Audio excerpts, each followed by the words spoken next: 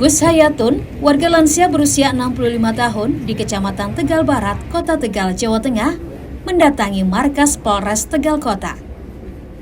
Didampingi tim kuasa hukum, Gus Hayatun mencari keadilan dan meminta kejelasan proses hukum atas laporan dugaan pembongkaran rumah tanpa putusan pengadilan yang menimpanya Oktober 2025 lalu.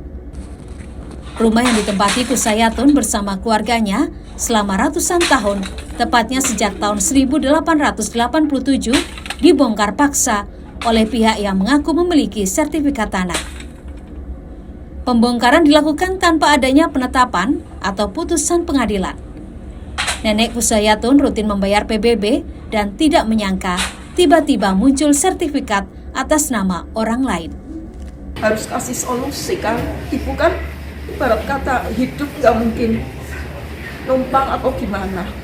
Kan ibu sudah bilang dari awal asal usulnya rumah.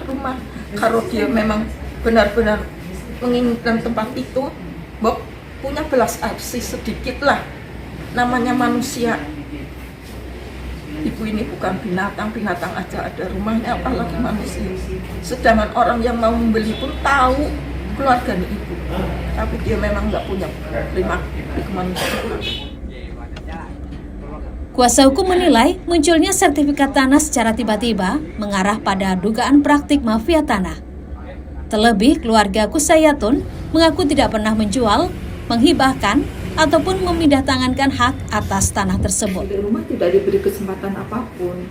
Sehari sebelumnya menerima somasi, kemudian hari berikutnya sudah dibongkar. Dan pembongkaran itu total barang-barang, kemudian rumahnya dirusak sampai atap dipreteli yang mengakibatkan penghuni rumah sudah tidak bisa lagi tinggal di situ. Jadi sehingga motivasi mereka adalah supaya Gus Hayatun ini pergi dari rumah itu. Nah, persoalan ini sudah kita laporkan ke Polres. Tentu saja harapan kita, harapan saya, Gus Hayatun maupun PH-nya adalah proses penegakan hukum ini akan segera diselesaikan. Karena ini sudah bulan ketiga. Ya, kalau semakin lama kita takut bahwa alat buktinya semakin lemah, semakin sulit, ya. Kemudian juga seolah-olah nanti. Selain dugaan mafia tanah, pembongkaran rumah juga dinilai mengarah pada tindak pidana karena dilakukan secara mendadak dan tanpa memberi kesempatan kepada pemilik rumah. Kasus ini kini masih dalam tahap penyelidikan di Polres Tegal Kota. Polisi telah memeriksa sedikitnya 11 orang saksi yang sebagian besar merupakan pekerja pembongkaran rumah. Kuasa hukum juga berencana menempuh jalur perdata dengan menggugat perbuatan melawan hukum sekaligus membongkar proses terbitnya sertifikat tanah yang disengketakan.